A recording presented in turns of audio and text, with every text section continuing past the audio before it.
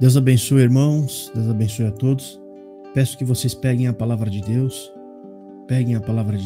abram em Efésios 4, a partir do versículo 17 ao 32. Aqui na minha Bíblia tem um subtítulo que fala a santidade cristã, que é o assunto do que nós vamos ler, né? E em relação ao nosso irmão Rick, que acabou de falar, de dar aqui o testemunho, né, sobre ele tá lutando para falar com os parentes. Irmãos, Jesus Cristo veio falar a verdade, pegaram raiva e ódio deles. E nós, quanto mais a gente se santifica, quanto mais a gente falar a verdade, mais parecido com Cristo nós vamos ficar, mais raiva vão pegar de nós.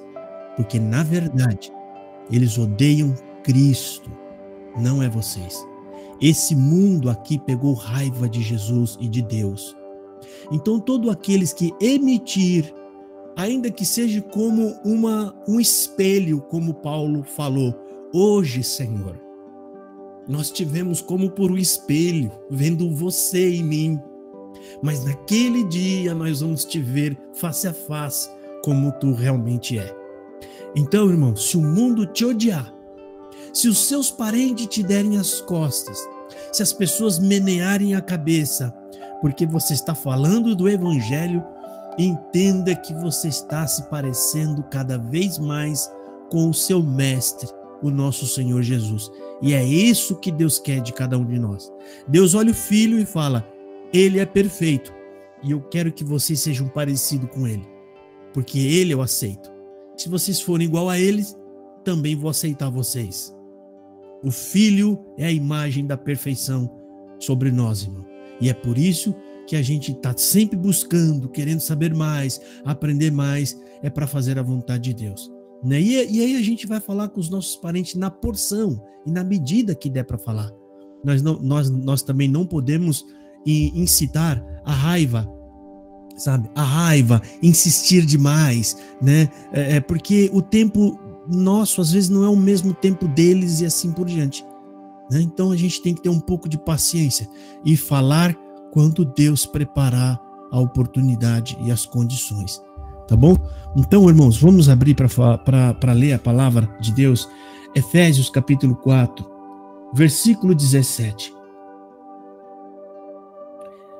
Eu digo isto e testifico no Senhor para que não andeis mais como andam também os outros gentios na vaidade da sua mente, entenebrecidos no entendimento, separados da vida de Deus pela ignorância que há neles, pela dureza do seu coração, os quais, havendo perdido todo o sentimento, se entregaram à dissolução, para com avidez cometerem toda a impureza.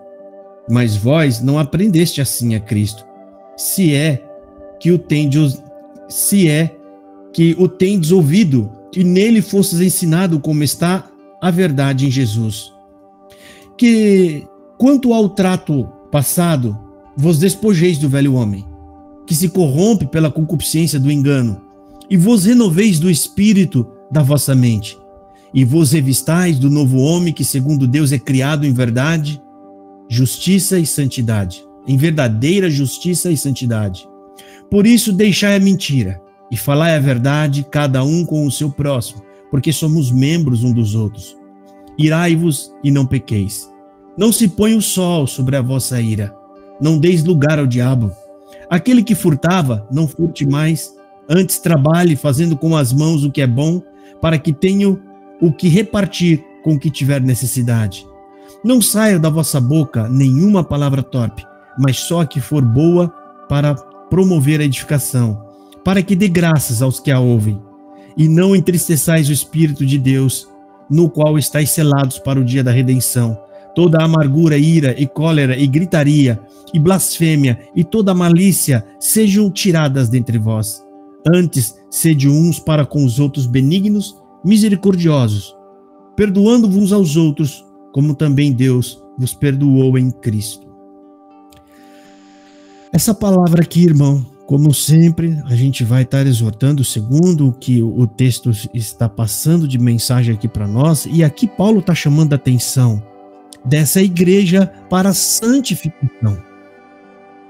Paulo está chamando a atenção deles para a santificação. E ele começa dizendo, vocês não podem viver mais como vivem ou como vivem os outros gentios. E de que maneira eles vivem? E ele fala aqui, entenebrecidos no entendimento, separados da vida de Deus, pela ignorância que há neles, pela dureza dos seus corações. Ou seja, em outras palavras, não sigam as multidões com as suas filosofias vãs, porque por este é o caminho da perdição. Por estes vão passar todos. É o caminho mais lógico e mais racional. É o caminho do próprio homem. Esse evangelho que tem por aí, irmão, o evangelho coach, que é aquele evangelho que eles pregam o evangelho para te ensinar o que você tem que fazer para que Deus te abençoe e tenha vida boa, isso não vem de Deus. Ou esse outro evangelho que fica te prometendo que Deus está vendo algo lá na frente, está te avisando agora, porque Deus vai dar, Deus vai virar o cativeiro. Isso não é evangelho. O evangelho mostra para nós a nossa situação diante de Deus, dizendo que Deus amou o mundo e o Filho amou o Pai de tal maneira que nós recebemos essa bênção e essa graça vinda de Deus e do seu Filho Jesus Cristo. E após termos sido eleitos, chamados, santificados pelo sangue de Jesus, aí parte o segundo plano das exortações. Quais são o segundo plano? É ensinar nós a santificação da nossa vida, da nossa carne, que é o que o apóstolo Paulo agora vai começar a exortar a igreja aqui. E hoje está sendo lida novamente essa carta, para que a gente entenda qual é a vontade de Deus para cada um de nós. Irmãos, a massa ignorante, sem entendimento algum, usa o nome de Deus em vão, pelos seus próprios desejos, achando que Deus é o gênio da lâmpada, que Cristo morreu na cruz para atender os seus pedidos e os seus desejos. Essas pessoas estão separadas de Deus pela sua ignorância, pela ignorância que há neles. Vocês foram iluminados pelo Espírito Santo, irmão. Vocês são diferentes. Deus abriu a nossa mente. Deus nos mostrou o que é evangelho. Hoje você está aqui não é mais por um dever, é por um prazer, é amor que você tem por Deus. E, portanto, a sua vida não pode ser mais igual a deles. A nossa vida não pode ser mais a mesma do que a deles. Você é diferente, irmão. Eu sou diferente. Nós sabemos, fomos realmente lavados no sangue do Filho de Deus e fomos ressuscitados para uma nova vida debaixo da graça. Aquelas pessoas com uma mente cega se recusam a conhecer a Deus pela verdade. Eles criaram uma própria lógica e falam, mas se Deus ama, eu estou sendo sincero, estou fazendo tudo na minha sinceridade, então eu vou me salvar. Eles arrumam essas desculpas para rejeitar a verdade, para não conhecer o evangelho, para não entender o que é graça. Eles simplesmente abandonam a verdade pela dureza dos vossos próprios corações. E nesse caminho com que essas pessoas vão, achando e construindo um Deus para si, é um Deus amor. Por que Deus é bom? Porque Deus, ele faz obra nas minhas vidas, ele cumpre os desejos do nosso coração. É isso que significa Deus é bom para eles. Mas para a gente entender a diferença, para o homem sem conhecimento, Deus é bom porque Deus prepara a coisa para mim. E o Deus é bom da Bíblia? O Deus é bom da Bíblia significa Deus é bom porque mandou o Filho morrer por nós. Essa é a definição de Deus é bom. Deus é bom que nós, sendo maus, pecadores, ignorantes, cegos, que não queríamos saber de Deus, mesmo assim Deus amou o mundo de tal maneira que deu o seu único Filho para que todo aquele que nele crê não pereça, mas tenha vida eterna.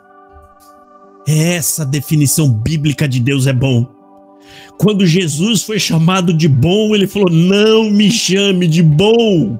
Bom é o Pai que está no céu, porque é pela bondade dele que eu estou aqui. É pela bondade dele que eu fui enviado para morrer na cruz, para salvar cada um de vocês. Vocês entendem como essas pessoas estão entenebrecidas na sua mente? Eles não entendem mais o significado das palavras do Evangelho, porque criaram novos significados para si mesmo. E com isso, irmão, essas pessoas perderam totalmente o contato com Deus. É o Evangelho que nos mostra o caminho e que nos aproxima de Deus. E estão longe da verdadeira realidade. O Evangelho nos mostra a verdadeira realidade da nossa situação e de quanto Deus é bom. E essas pessoas já não conseguem mais pensar adequadamente como é a vontade de Deus, parecem zumbis. Zumbis, ou seja, estão vivos, acham que estão vivos, mas ainda permanecem mortos. Porque enquanto o homem não entender que ele é um miserável de um pecador e ele carece da bondade de Deus que está depositada no seu Filho e que Jesus é único e suficiente Salvador, enquanto ele não entender que ele não tem condição alguma de ajudar nessa salvação, que a salvação é graça.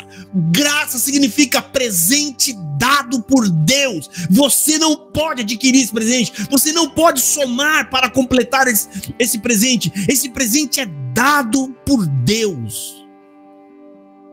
Isso é graça. Mas eles estão obcecados por religiões que eles mesmos criaram e não perceberam que esse fanatismo os afastaram do verdadeiro Deus e do Pai de nosso Senhor Jesus Cristo. E aqui, irmão, versículo 20, 21, 22, 23 e 24, está falando aqui: mas não vos aprendestes assim a Cristo, se é que o tendes ouvido, e nele fostes ensinado como está a verdade em Jesus, que quanto ao trato passado, vos despojeis do velho homem, que se corrompe pela concupiscência do engano, e vos renoveis do espírito da vossa mente, e vos revistais do novo homem que segundo Deus é criado em verdadeira justiça e santidade. Você entendeu aqui o que acabou de ler, irmão? O que é o novo homem? Aqui está falando o que é que Deus quer de nós. O novo homem tem que produzir isso aqui, ó, porque somos membros de uns dos outros. Aliás, acima, Deus, que segundo Deus é criado em verdadeira justiça e santidade. Ou seja, e vos revestiste do novo homem, que segundo Deus é criado, ou seja, ele está nos criando como Deus está nos exortando, nos ensinando pela tua palavra. Para quê? Para que nós sejamos, né, e manifestemos verdadeira justiça e santidade de Deus. Justiça aqui, irmão, significa obediência. Obediência e santidade. É disso que se trata o que Deus agora que já ressuscitamos com Cristo, Deus quer isso de nós. O próximo passo rejeita os seus próprios sentimentos. Os sentimentos humanos é para o seu bel prazer, é para alimentar o seu próprio ego e os seus próprios desejos. Hoje, irmão, a gente tem que pensar sempre em Deus, em primeiro lugar. Não olha isso como um tempo perdido, irmão.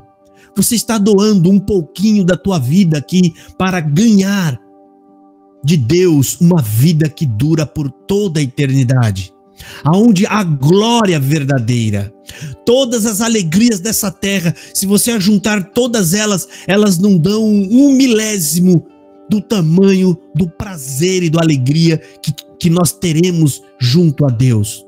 Porque foi Deus quem criou esse sentimento do prazer que a gente tem. O prazer de comer uma bela comida, o prazer de beber alguma coisa, ou beber um refrigerante, ou de sentir alegria, ou de passear, ou de ir para qualquer lugar. Você acha que isso tudo foi você que descobriu e que conheceu? Foi Deus que colocou dentro de você. E mesmo assim, o Criador desse sentimento diz: o que tem no céu você não tem ideia, você não pode mensurar e não sabe, né, do tamanho da glória que eu vos preparei.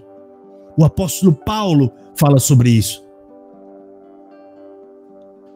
Mas, comparando a vida, a vida dos homens, a vida mundana, não é isto que o Evangelho nos ensina ou quer para nós. O Evangelho genuíno nos quer criar um relacionamento com Deus pelo vínculo do amor.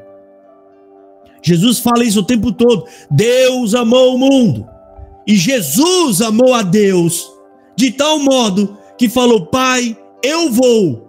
Se tu os amou, eu também os amo e eu vou fazer a sua vontade. Observa que o vínculo que liga tudo isso é o amor, irmão.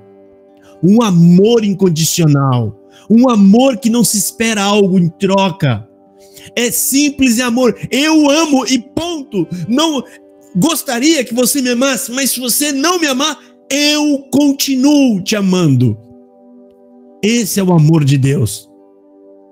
Assim como Deus amou o mundo, irmão, Ele enviou Jesus para nos salvar através do seu amor. E é mesmo que Jesus venha, morra e suba, a Bíblia fala que Ele nos enviou o Espírito Santo para trazer ao nosso coração esse mesmo amor. Romanos 5:5, porque o amor de Deus está derramado em nossos corações pelo Espírito Santo que nos foi dado. Por isso, irmão, lendo aqui, versículo 22, que quanto ao trato passado, vos despojeis do velho homem que se corrompe pela concupiscência do engano. Por isso nós devemos morrer a cada dia, irmão. O velho homem, com seus desejos carnais, tem que morrer todos os dias.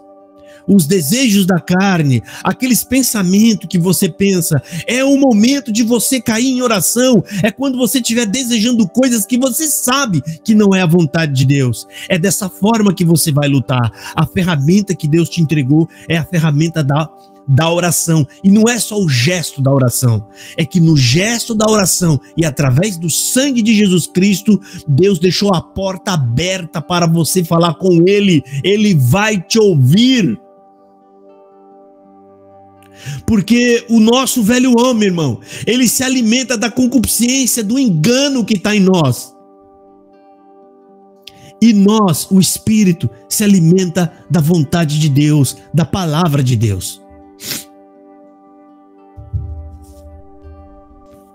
Por isso, irmão, a desculpa da ignorância não vai mais colar com Deus. Todos agora têm a palavra, têm a Bíblia na mão. Deus ainda colocou homens e mulheres falando e pregando aos quatro cantos, né, denunciando falsos ensinos, porque ninguém será dado por inocente. A desculpa da ignorância não vale mais.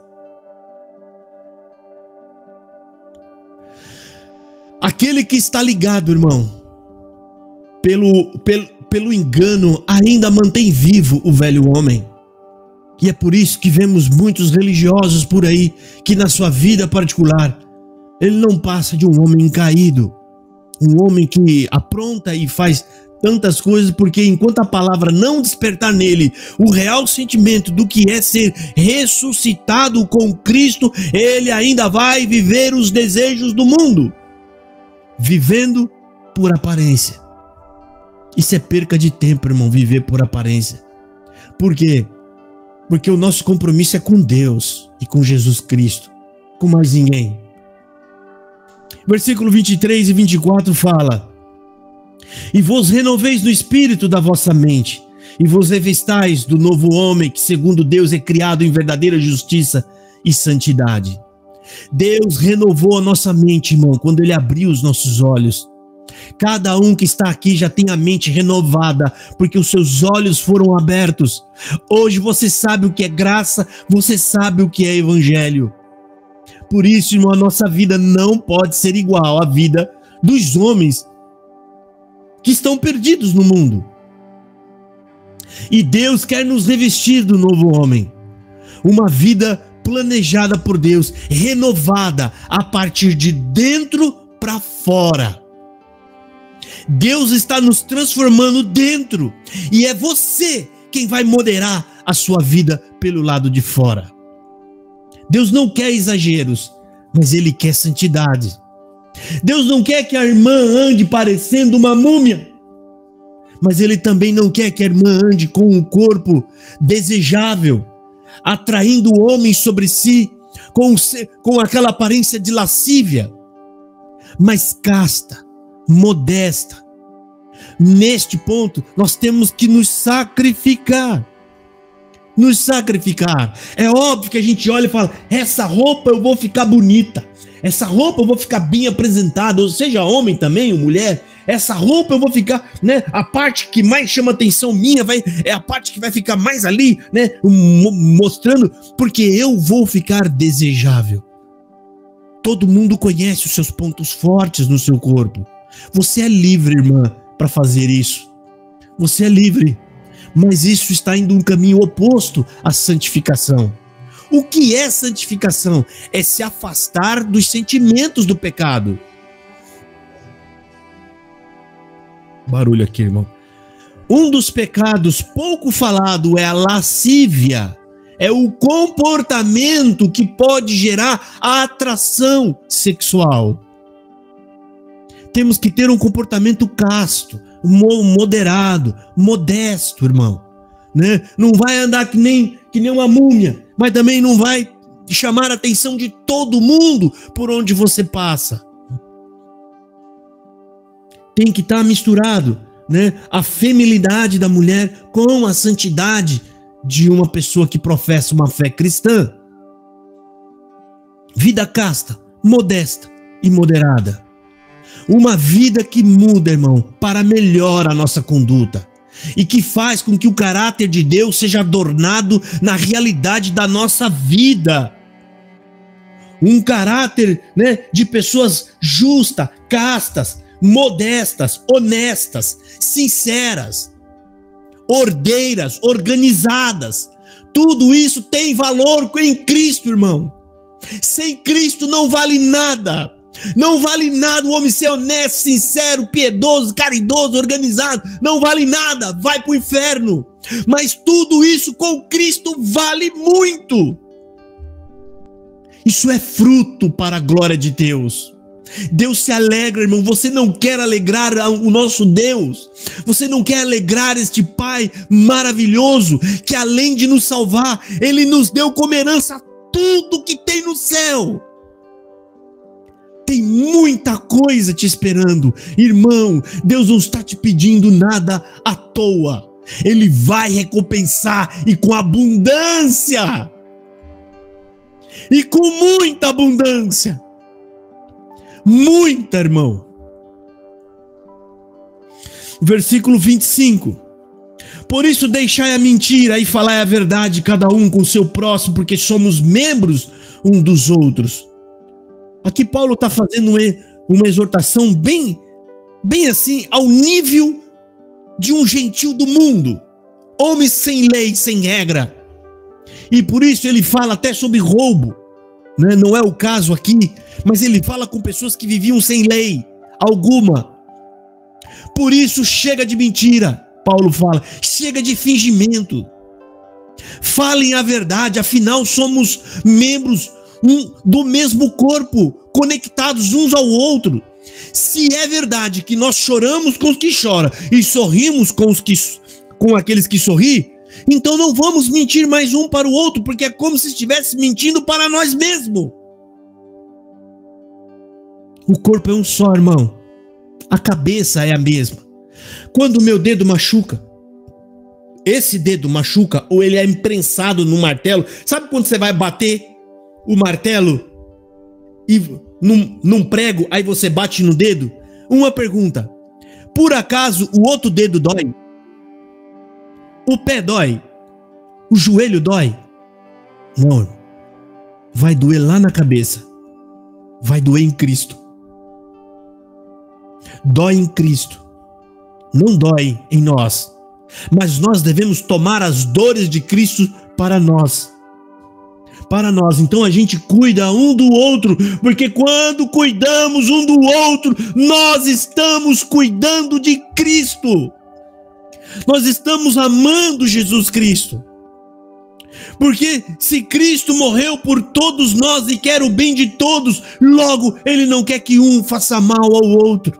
Só perguntar para uma mãe aqui que tiver mais de 2 filhos, 2, 3, 4 filhos, a dificuldade que a mãe tem às vezes para ficar do lado de um, porque ela ama todos iguais.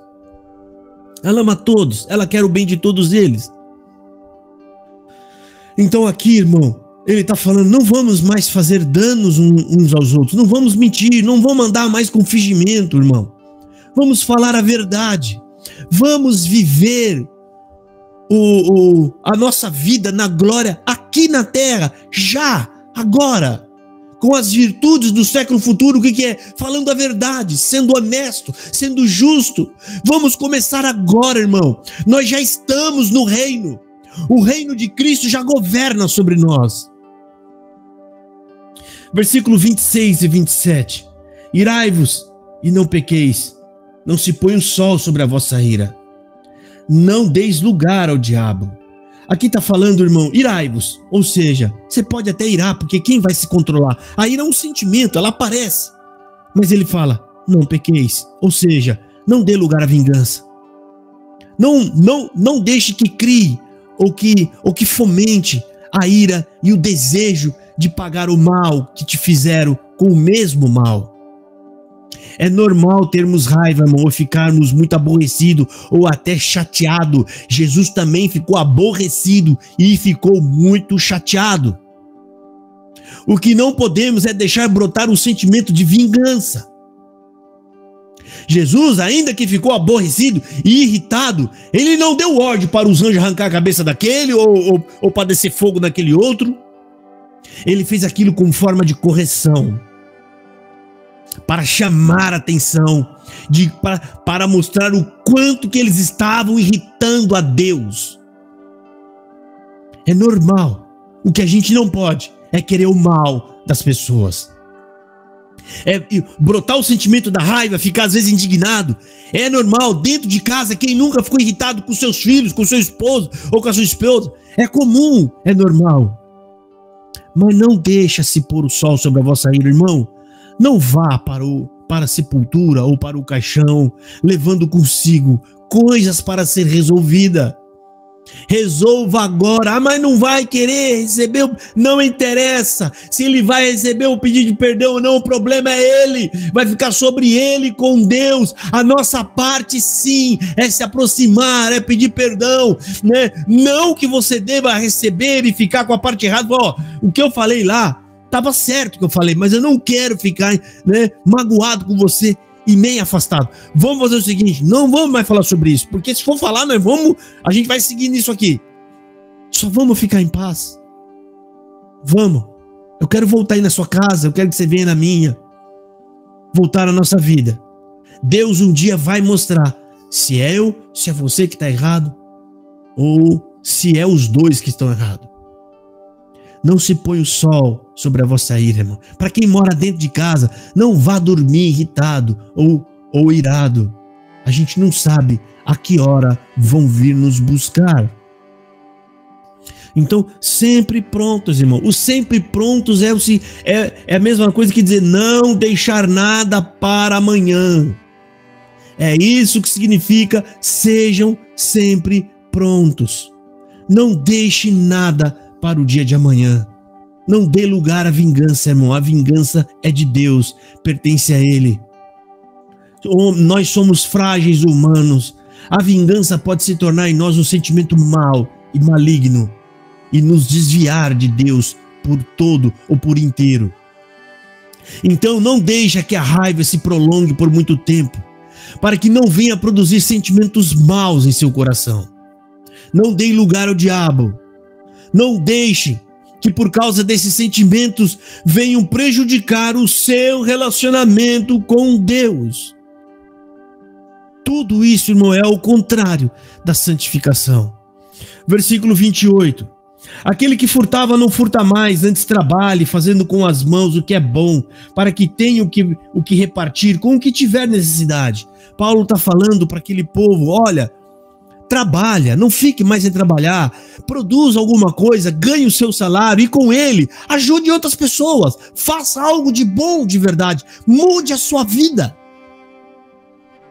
A gente sabe que cada um de nós tem muita coisa que pode ser mudada para melhor. Porque quando nós não entendíamos a Deus e não entendíamos a graça, a nossa vida ela estava toda baseada no nosso desejo, no que a gente queria. E os nossos desejos, irmão, ainda que pareçam bons aos nossos olhos, eles são caídos diante de Deus. Porque tem como finalidade suprir o nosso próprio ego e as nossas próprias vontades. E isso é pecado. Isso é pecado, irmão. Nós podemos nos tornar o ídolo do nosso próprio coração. Fazer tudo por nós. Como a Bíblia fala, chamando essas pessoas de amantes de si mesmo. Não vamos mais obter vantagens ilícitas, é o que o apóstolo Paulo está falando aqui. Não faça mais isso, irmão. Esse tipo de vantagem no final vai trazer só prejuízo. Lembre-se, irmão, Deus está vendo tudo. Tudo que os seus filhos fazem. Se Deus está vendo o que os outros fazem, que não o ama, que não o teme, quanto mais a nós. Irmão, nós somos filhos. O nosso valor hoje custa o sangue do filho dele que não tem preço. Ele está nos vendo, irmão. Em todo segundo da nossa vida, estamos sendo assistidos por Deus, porque você respira nele, ele está dentro de você. Deus conhece até a sua respiração. Deus sabe que é você pela sua respiração, pelo jeito que você pisca. Deus sabe quem é que está piscando. Deus sabe o profundo do seu coração, irmão. Por isso, nós não temos outro caminho a não ser se entregar a Deus de verdade, de vida, de corpo e de alma, por santificação, irmão. E creia, confia, irmão. Quando entrarmos na glória, você vai dizer: valeu a pena, Senhor, valeu a pena, Senhor, porque Deus já nos falou que o que está nos aguardando não pode ser medido e mensurado com nada que existe nesta terra. É inefável, como Paulo falou. Você acha que qualquer tipo de sentimento de prazer e de alegria que existe nessa terra, você acha que pode comparar com os sentimentos de prazer e de alegria que Deus preparou para nós na sua glória? Nada, irmão, pode se comparar. Nada.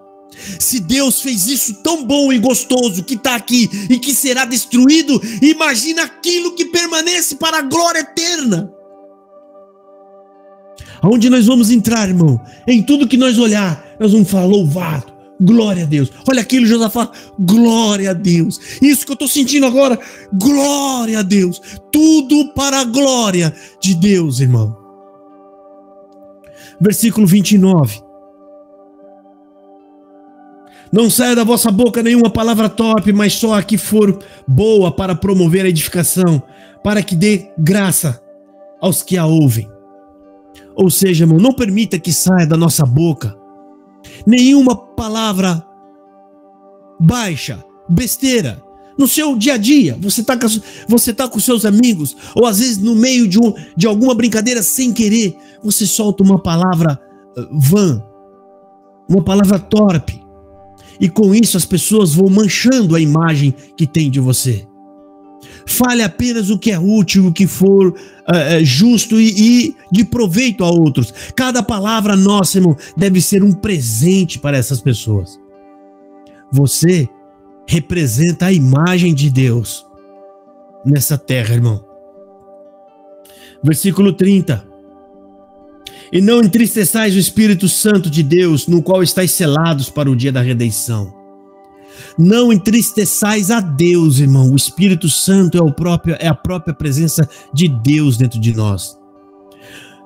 Nós não devemos ser como aqueles que entristecem a Deus, como um filho desobediente que apronta dentro de casa e deixa o pai e a mãe triste e aborrecido. Deus se move, irmão, e respira dentro de nós. O Espírito Santo está dentro de nós e conhece cada vaso sanguíneo nosso, até a espessura do nosso sangue. Deus está em nós. E através dessa dádiva celeste, irmão, que é o Espírito Santo, ele quer transmitir a nós, irmão, os sentimentos e a vontade de Deus. Deus sabe o que nós sentimos e por isso ele cuida da gente. E ele quer que que cada um de nós se aperfeiçoe a cada dia, cada vez mais, para que a gente se aproxime do seu Filho, a imagem perfeita que Deus quer de cada um de nós.